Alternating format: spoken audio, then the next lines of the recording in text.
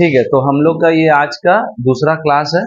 अगर आप लोग वीडियो फर्स्ट क्लास का नहीं देखे हैं तो वो देखना जरूरी है। बिना उसके आप सेकेंड क्लास का वीडियो समझ ही नहीं पाइए, इम्पॉसिबल। क्योंकि सेकेंड क्लास आपका फर्स्ट क्लास से ही related.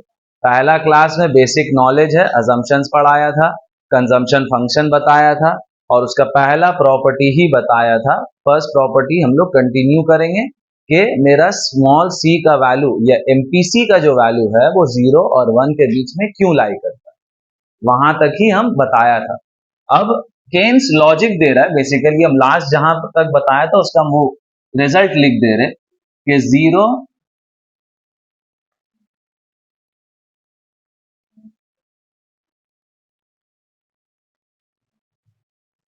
Is less than MPC is less than 1। ये रिजल्ट आया था हम लोग का, ये हम लोग का रिजल्ट था, राइट।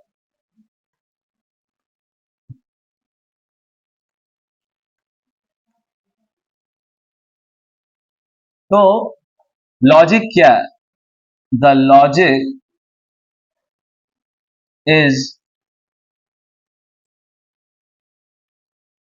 given as, पहला लॉजिक देखो, जब तुम्हारा y मतलब इनकम बढ़ेगा, राइट, तो कंजम्पशन भी बढ़ेगा। As simple as that.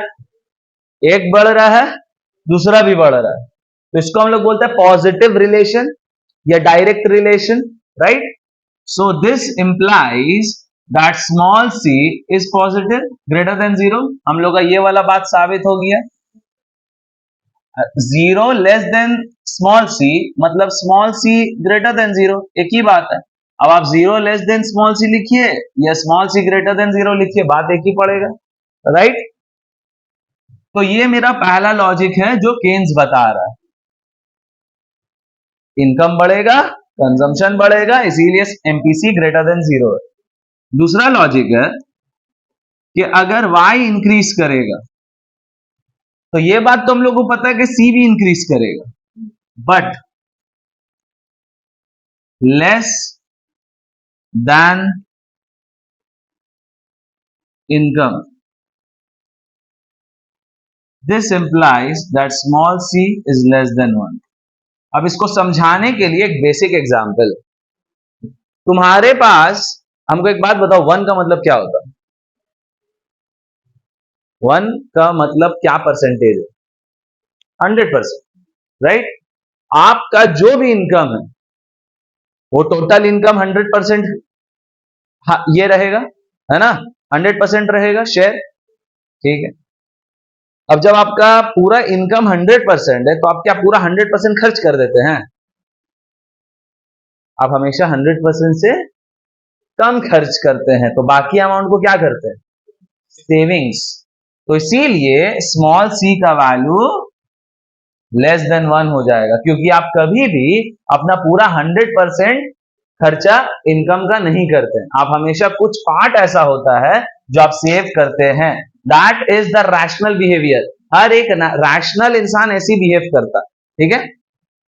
तो therefore combining the above two results we get 0 is less than MPC is less than 1। ये मेरा फर्स्ट प्रॉपर्टी है जो अभी खत्म हुआ, right.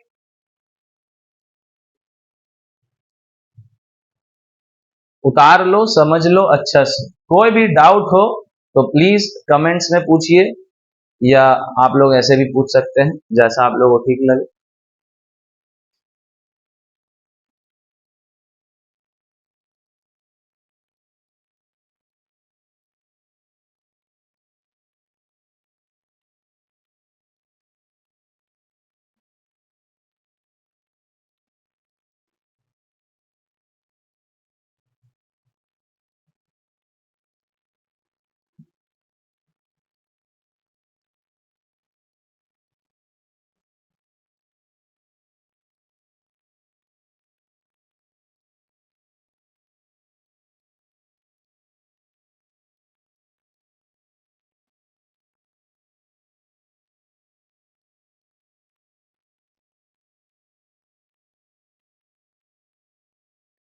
Property number 2,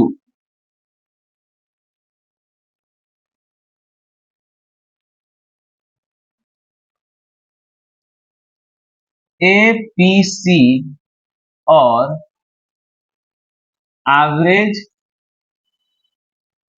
propensity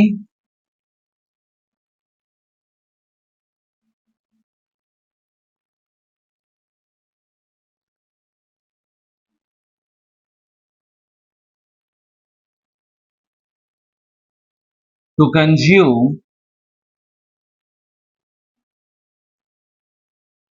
is defined as the amount of consumption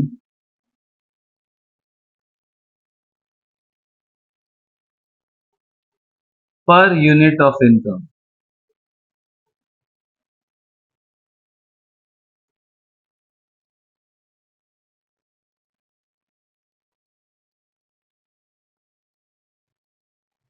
ठीक है, कंजम्पशन को हम लोग शॉर्ट में ऐसे लिखते हैं, हम पहले भी बोला है, CONSN, कंजम्पशन। ठीक है, वापस से रिपीट करें क्योंकि शायद बहुत लोग फॉलो नहीं कर पाता है, इसलिए देखो एपीसी बता रहा है, देयरफॉर एपीसी का मतलब होता है C बाय वाई, बात खत्म। एवरेज का मतलब हो गया कंजम्पशन बाय इनकम। तो हम लोग ऐसा कर सकते हैं, एपीसी इक्वल्स टू, कंजम्पशन का जगह में वो कंजम्पशन फंक्शन पुट कर दे रहे, C bar plus small c Y D I by Y D I, right. इसको अलग अलग कर दो, तो APC equals to C bar by Y D I plus small c Y D I by Y D I, cancel, right. Any problem?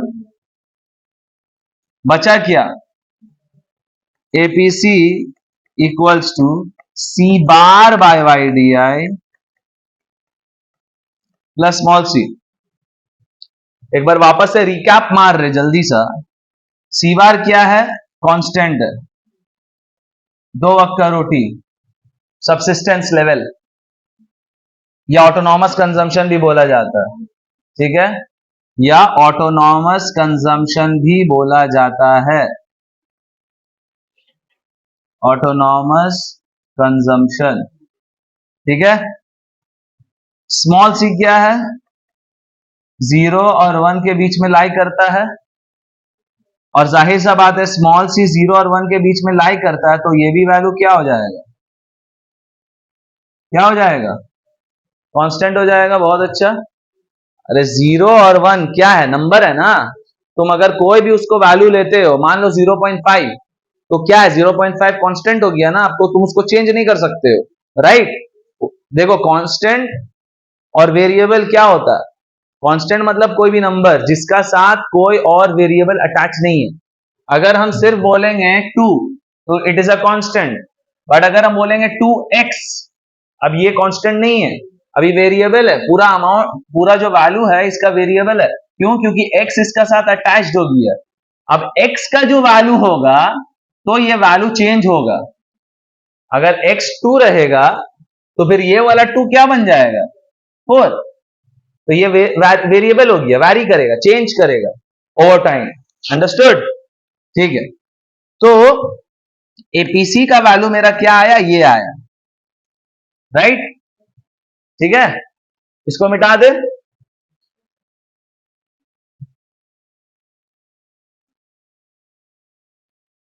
देखो अब हम लोग को ये बात पता है कि सी बार मेरा कांस्टेंट है और स्मॉल सी भी मेरा कांस्टेंट, ठीक है। एक थोड़ा सा हाई लेवल पे बात करेंगे, अगर समझ गए तो ठीक है, वरना फिर हम एकदम लो लेवल पे समझाएंगे। अगर वाई डी आई आपका बढ़ेगा, as YDI will increase, C bar by YDI will fall.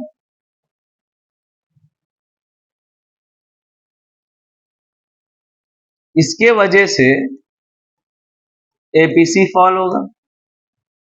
किसको नहीं आया समझ में बताइए।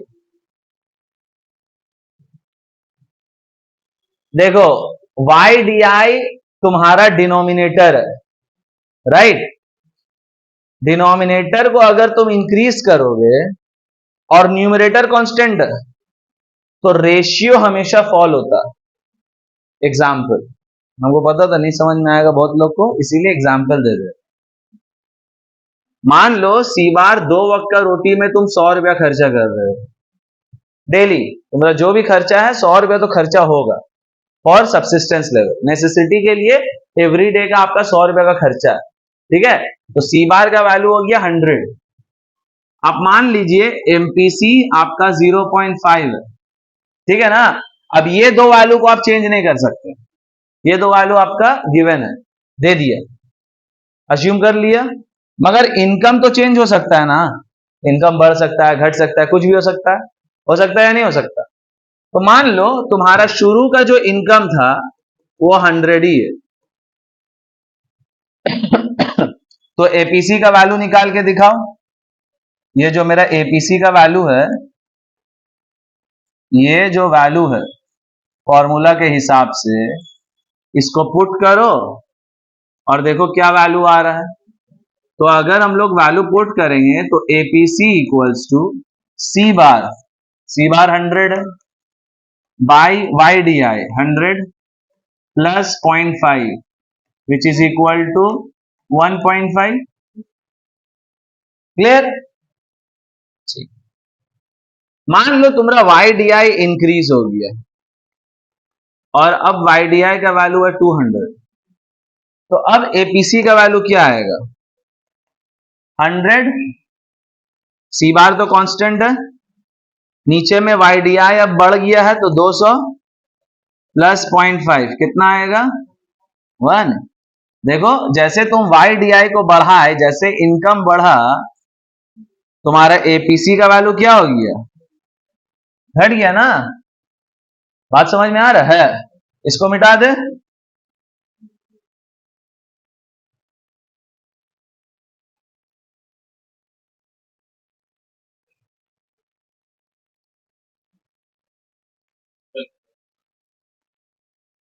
मान लो हम लोग का एपीसी का रिजल्ट क्या आया, C bar by Y D I plus small सी।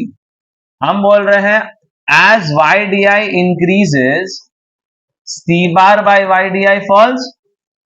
अगर ये फॉल होगा तो जाहिर सा बात है पूरा वैल्यू फॉल होगा, इसीलिए एपीसी फॉल होगा, APC will fall.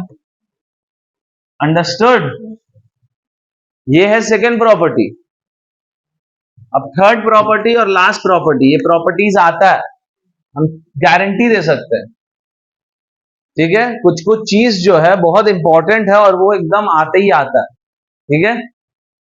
Third property क्या है, थर्ड प्रॉपर्टी थोड़ा थोड़ा थियोरिटिकल है। थर्ड प्रॉपर्टी में केन्स बोल रहा है द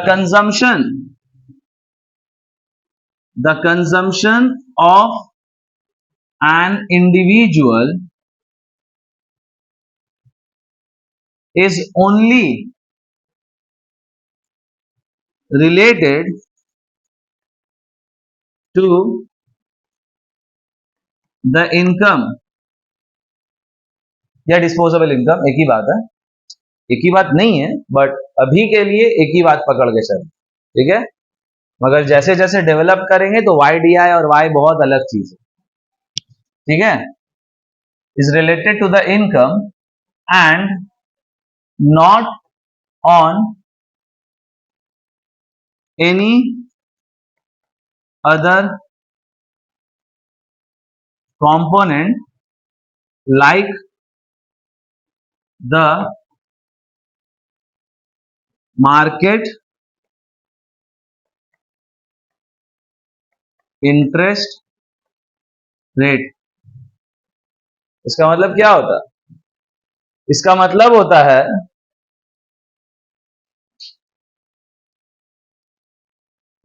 होता है कि कंजम्पशन जो है वो सिर्फ तुम्हारा इनकम से रिलेटेड है, सिर्फ इनकम के साथ रिलेशन है उसका, और कोई चीज के साथ रिलेशन नहीं होल्ड करेगा।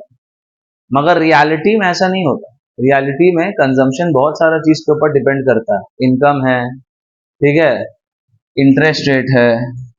कैसे? अब बैंक में जमा करिएगा, आप 100 रुपया जमा किए, आपको 1 साल का बाद इंटरेस्ट रेट का साथ आपका 100 रुपया बढ़ जाएगा, तो कायदे से कंजम्पशन में इफेक्ट आएगा या नहीं आएगा? आएगा ना भाई, राइट। इनकम बढ़ गया तो कंजम्पशन भी बढ़ जाएगा, क्योंकि इंटरेस्ट रेट से आपका इनकम बढ़ गया। तो केन्स बोल रहा है हम लोग अभी के लिए जितना भी दूसरा फैक्टर है सबको आप अभी छोड़ दीजिए, सिर्फ और सिर्फ कंजम्पशन और इनकम के बारे में बात करें, और कोई चीज के बारे में बात नहीं करें। जो भी बात एक्स्ट्रा होगा वो दूसरा चैप्टर में होगा, ISLM मॉडल में। ठीक है, अंडरस्टूड? ये 3 प्रॉपर्टी समझ में आ गया? कॉपी कर लीजिए, या नेक्स्ट पेज में कर दे रहे हैं, आप लोग बाद में कर लीजिएगा। अब देखिए केंशियन क्रॉस।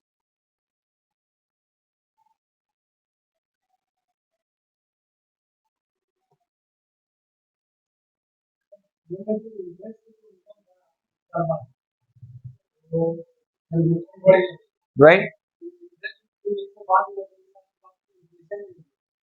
वो हम लोग अभी वही तो हम बोल रहे हैं, हम लोग जितना भी फैक्टर्स है, जितना भी दूसरा दूसरा चीज है, उसको हम लोग बाद में इनकलकेट करेंगे अपना मॉडल में। हर चीज को बाद में ही होगा। अभी हम लोग सिर्फ बेसिक बिल्डअप कर रहे हैं, हम लोग सिर्फ अभी बेसिक मॉडल को बिल्डअप कर रहे हैं, हम लोग और कोई चीज को नहीं ला रहे साथ में।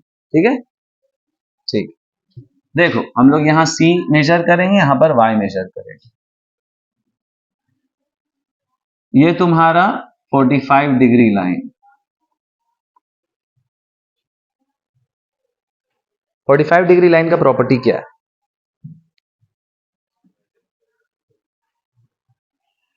90 डिग्री को 2 इक्वल हाफ में बंटवारा करता है, 45 45।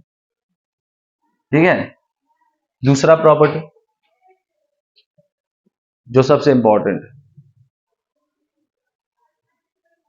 45 डिग्री लाइन आपसे बात करता है, बस आपको नहीं पता क्या बात करता है।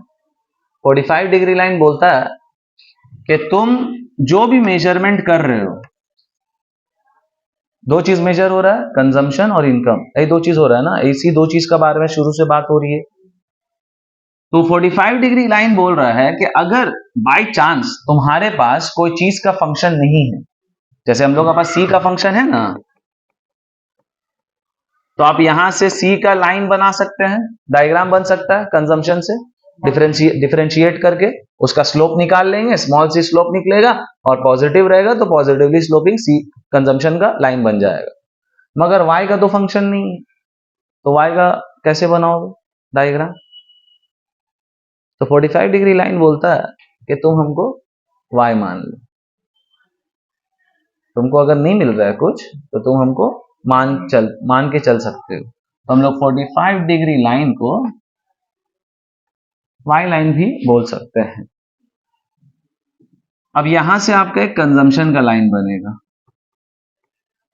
अब आपका सवाल है कि सर ऐसे ही क्यों बना, ऐसे क्यों नहीं बना, ऐसे क्यों नहीं बना, डिमांड का तरह क्यों नहीं बना, सप्लाई का तरह क्यों नहीं बना,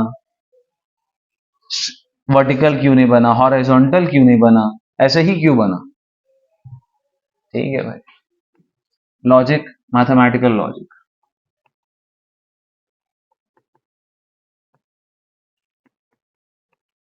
C equals to C bar plus small c y dy। Differentiation किए हो, DC बाई dy dy का वैल्यू क्या होगा?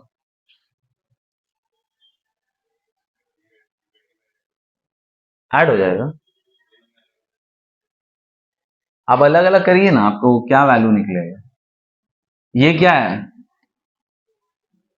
कांस्टेंट है ना, तो कांस्टेंट का डेरिवेटिव 0 प्लस उसके बाद, अच्छा इससे थोड़ा तकलीफ हो रहा सबको ना, ठीक है एक काम करते हैं, y equals to 2 plus 4x dy by D X निकालो,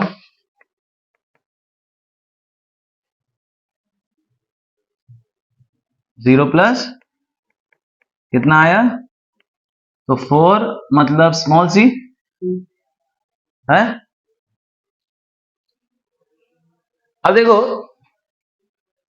जिसको डिफरेंशिएशन नहीं पता उसके लिए एक बेसिक आइडिया, ठीक है, जरूरी नहीं कि सबका मैथ्स था या सबका मैथ्स है या सब मैथ्स में बहुत स्मार्ट है, हो सकता है कि बहुत लोग का मैथ्स वीक हो, तो उसके लिए एक फंडामेंटल चीज,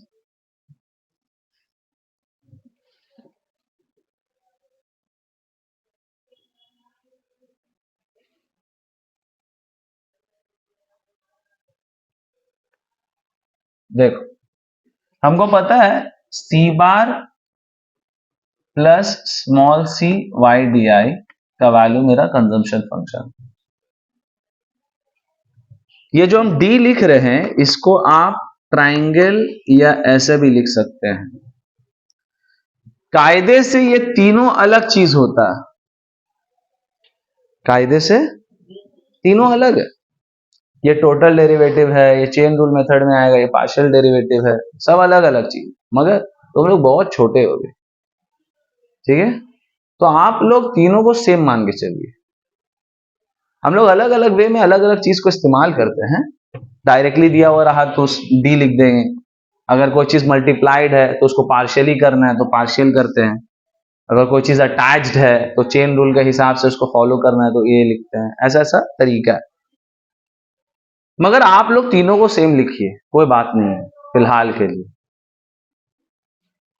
अब तुम मान लो ये c को 2 प्लस हाफ y, ठीक है, या तुम इसको y equals to 2 plus half x, तो c मतलब c है या यहां पर c मतलब y है, c बार मतलब 2 है या 2 मतलब 2 है, स्मॉल c मतलब हाफ है या हाफ मतलब हाफ है, y डी आई को हम ऐसे ही y लिखा सिर्फ समझाने के लिए, और अब y को हम x लिख दे रहे सिर्फ समझाने के लिए। डिफरेंशिएशन का सबसे पहला उसूल यह है कि आपको इसका फॉर्मूला समझना है, सबसे पहले मीनिंग ही समझा दे रहे, डिफरेंशिएशन का मतलब क्या होता है, तुम लोग तो किए हो मैथ्स, बताओ हमको,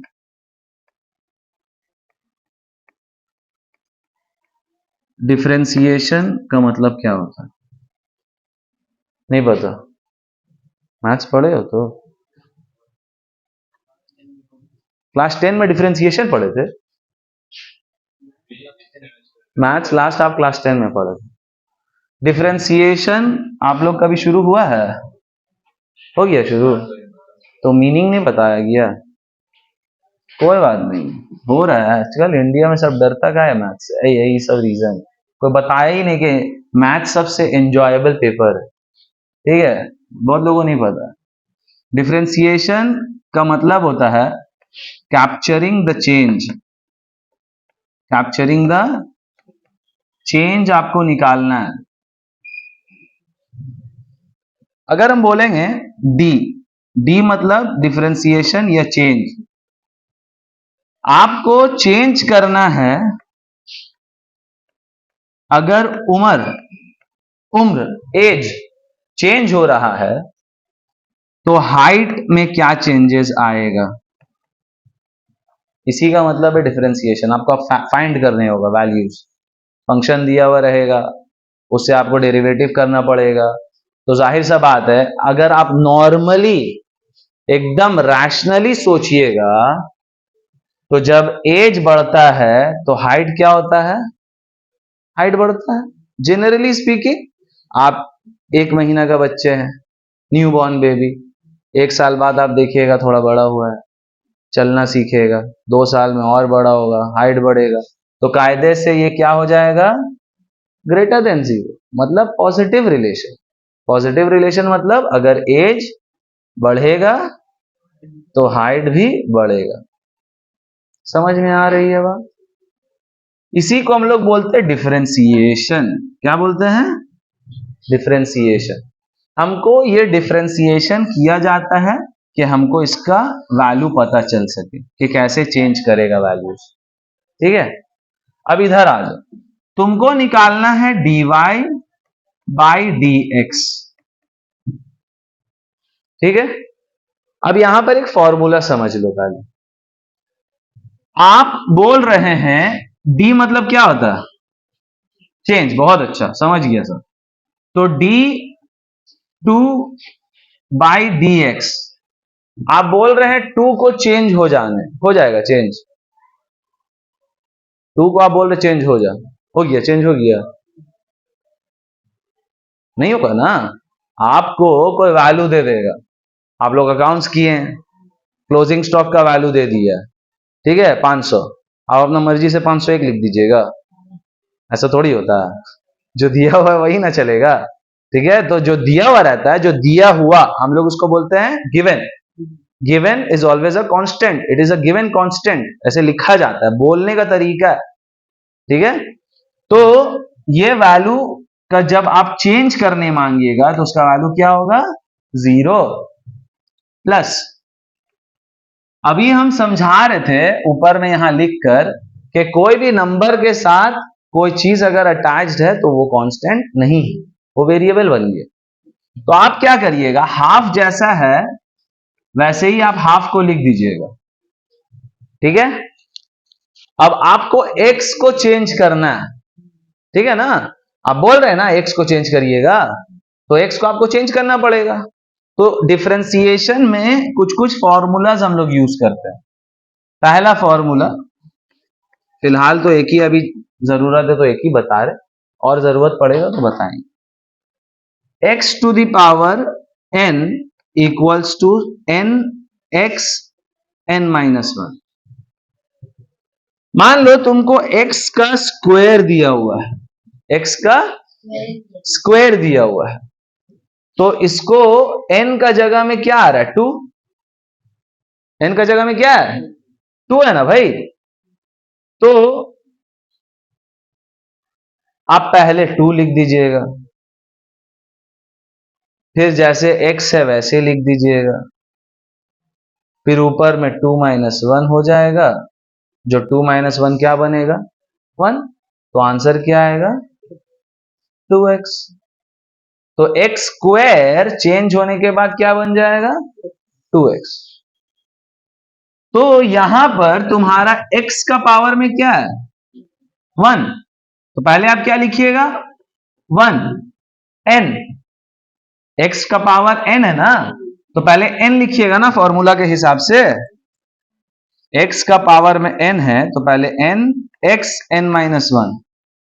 तो पहले n लिख दिया हम, फिर x लिखेंगे,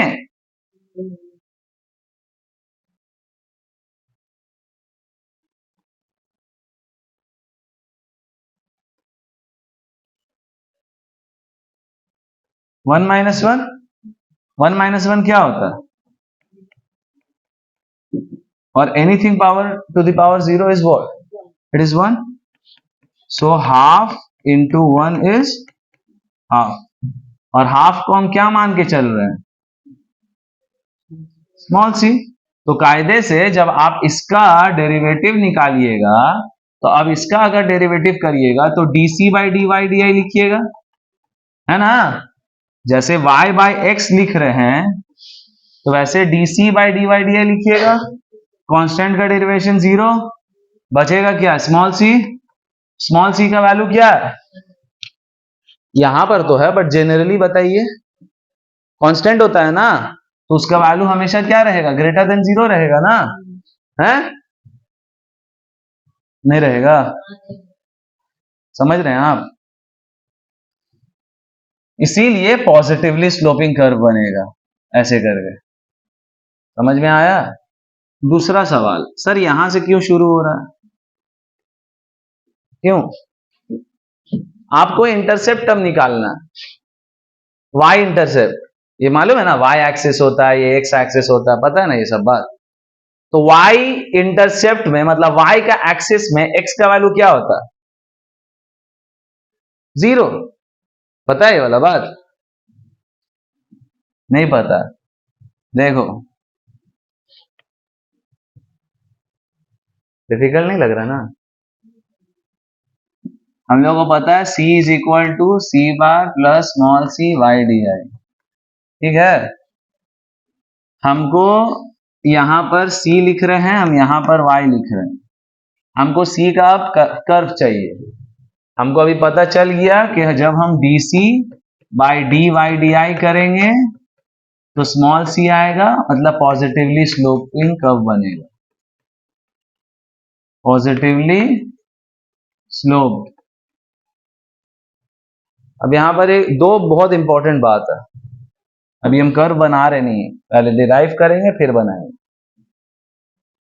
जब फर्स्ट ऑर्डर डिफरेंशिएशन आप करिएगा, फर्स्ट ऑर्डर डेरिवेटिव या डिफरेंशिएशन एक ही बात है। फर्स्ट ऑर्डर का मतलब है इसका पावर में 1 आ जाएगा, मतलब आप पहली दफा उसको चेंज कर रहे हैं, पहली दफा, फर्स्ट टाइम। तो फर्स्ट टाइम जो आप चेंज किए हैं उसका वैल्यू कितना आया? Small C. और स्मॉल सी क्या है? Greater than 0। और ग्रेटर देन 0 मतलब क्या? पॉजिटिव। तो आपका कर्व पॉजिटिवली स्लोपिंग निकलेगा। तो याद रखिएगा, फर्स्ट ऑर्डर आपको हमेशा स्लोप देगा, और स्लोप आपको दो तरीका का मिलेगा, या तो ग्रेटर देन 0 या तो लेस देन 0। अगर ग्रेटर देन 0 हुआ तो पॉजिटिवली स्लोपिंग, अगर लेस देन 0 हुआ तो नेगेटिवली स्लोप। ये फर्स्ट ऑर्डर का कहानी है, ये आपको मरते दम तक याद रखना है। हाँ, अगर आपको आगे पढ़ाई करना है तो, नहीं पढ़ाई करना है तो फिर सब्जी उब्जी बेचना है वो दूसरा बात है, तो फिर इस सब का जरूरत नहीं है, ठीक है ना। अब आप आ जाइए सेकेंड ऑर्डर में। सेकेंड ऑर्डर का मतलब है आप जो वैल्यू लाए हैं यहां पर, ये वैल्यू लाए ना आप, यही वैल्यू आया ना। अब यही वैल्यू से आपको दूसरी दफा करना है। यहां पावर में आप क्या लिखे? अब आपको 2 लिखना है, मतलब d2c by D Y D square, D Y D I square. अब ये वैल्यू आपका क्या निकला है? क्या निकला है? कांस्टेंट। बहुत अच्छा। और कांस्टेंट को आप डेरिवेटिव करिएगा, क्या निकलेगा? 0। तो सेकेंड ऑर्डर का वैल्यू कितना आया? 0। तो याद रखिएगा, जब भी आपका सेकेंड ऑर्डर होगा, जब भी, तो आपको 3 तरीका का वैल्यू निकलेगा। या तो 0 आएगा, जो हम लोग का केस में आया है। तो जब भी अगर 0 आएगा तो आप क्या बनाइएगा? Straight line. अगर ग्रेटर देन 0 आता तो आप क्या बनाइएगा? कॉन्वेक्स।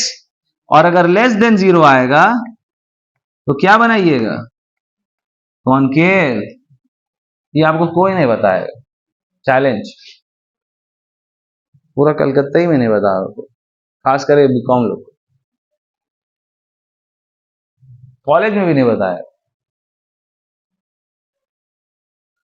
ठीक है। क्लियर हो गया? ठीक है, क्लियर है। अब देखो, तुमको अब ये बात पता चल गया कि तुम्हारा स्लोप है पॉजिटिव और तुम्हारा कर्व क्या बनेगा?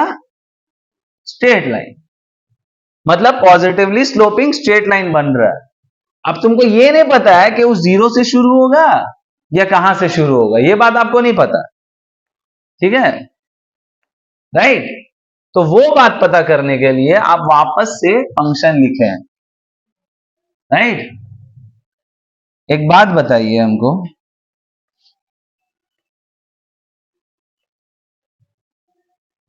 अगर तुम्हारा इनकम नहीं है तो इनकम का वैल्यू कितना है? 0। तुम उसको 0 पुट कर दो तो सी का वैल्यू कितना हो जाएगा? क्या हो जाएगा? सी बार हो जाएगा ना। तो इसीलिए वो हमेशा एक एक्सिस से शुरू करेगा, जीरो से कभी शुरू नहीं होगा। क्यों? क्योंकि इतना तो तुमको खाना ही होगा इन ऑर्डर टू सर्वाइव, इसीलिए वो पॉजिटिव वाई एक्सिस से शुरू हो रहा है। अंडरस्टूड? जिसको आप ऑटोनॉमस कंजम्पशन बोलिए। तो अब पूरा बात को आप मिला दीजिए, सब बात को, पूरा बात को आप मिलाइएगा, क्या बनेगा? आपका कर्व पॉजिटिवली स्लोपिंग है, स्ट्रेट लाइन है और सी बार से शुरू होगा, तो ऐसा बनेगा। समझ में आया? तो ये आपका फाइनल कर्व बन गया जो हम वहां पर बनाया था। और यहां से आप 45 डिग्री लाइन तो आप अज्यूम करके बना ही रहे हैं, जिसको आप क्या मान ले रहे हैं? वाई का लाइन मान ले रहे हैं। तो थोड़ा पीछे चले जा रहे, वहां पर अच्छा से बना दिया था। ठीक है ना?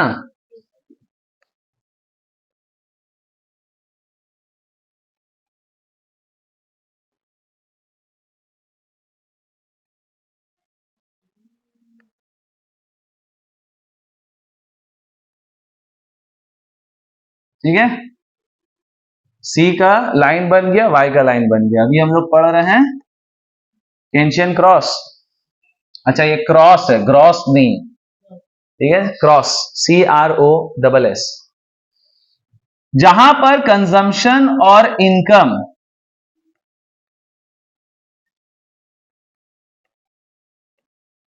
टच करेगा, वहां पर आएगा तुम्हारा equilibrium, YDI star.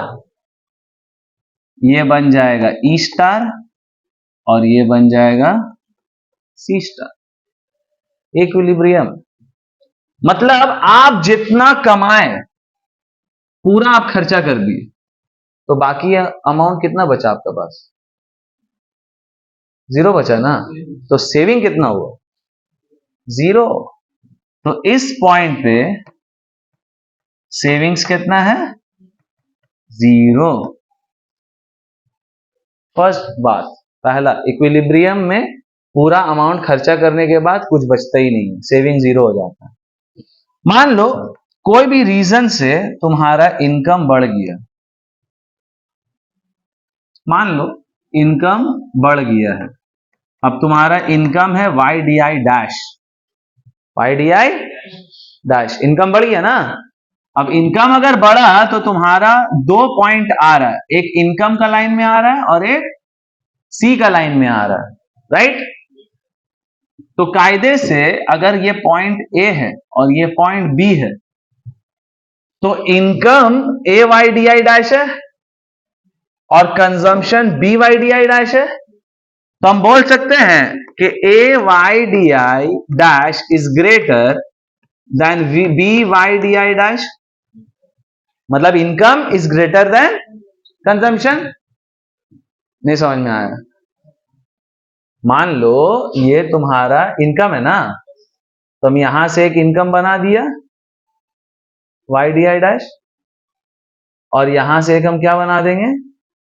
C dash. तो इनकम ज्यादा है, कंजम्पशन कम है। तुम 100 रुपया कमाए, 80 रुपया खर्चा किए, 20 रुपया को क्या किए? सेविंग।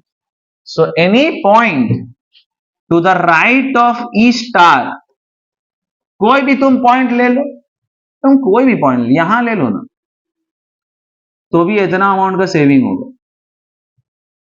तो उसको हम लोग क्या बोलेंगे? सेविंग्स। हम लोग सेविंग्स जो करते हैं, मतलब दूसरा को क्या देते हैं? उधारी। इसको आप क्या बोलिएगा? लेंडिंग।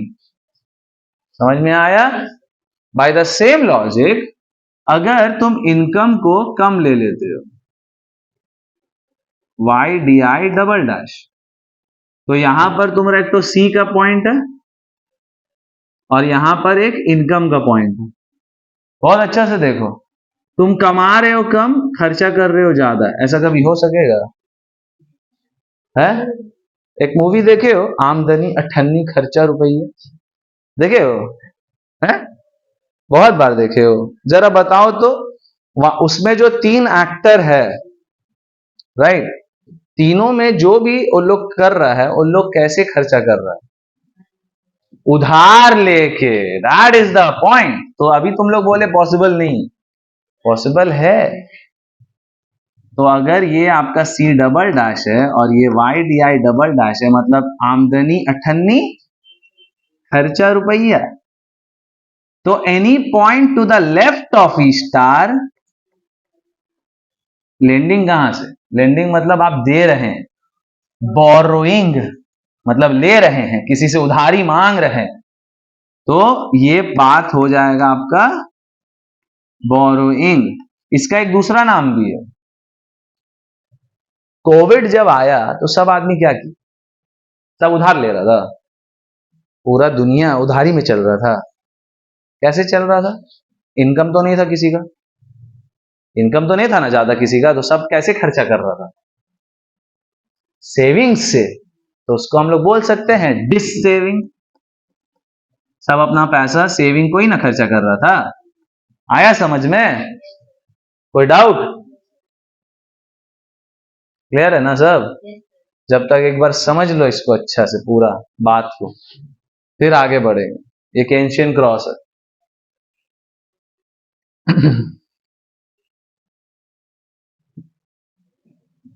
ये समझ लीजिए, फिर हम लोग नेक्स्ट क्लास में हम लोग आगे दूसरा चीज करेंगे। ठीक है, आगे हम और बताएंगे कि मेरा सेविंग्स फंक्शन क्या होता है, जो यही डायग्राम को हम लोग सेविंग का हिसाब से समझाने का कोशिश करें। ठीक है, आज के लिए इतना ही।